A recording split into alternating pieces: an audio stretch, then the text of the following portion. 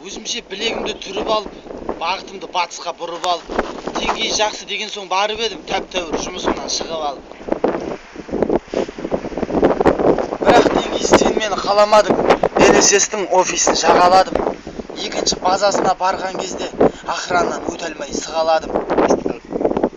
Әкем айтқан негізі балам өйтпе. Ұқсаттық-ау қаңғыған жаман итке. Ішінде таныстарым бар болған соң, бір күнге қонып шықтым монолитке. Әр құжатты сылтау қып күліп тұрдың, орамал керектігін біліп тұрдым. Өзіңше дым алмаймын десең дағы, бірдеңе дәметкендей болып тұрдың.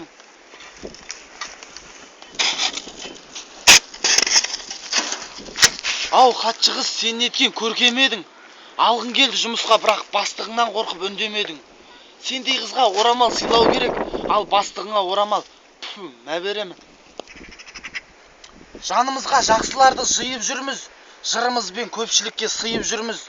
Теңгизге қатты өкпелеп қалғаннан соң формасын мал жайлауға киіп жүрміз.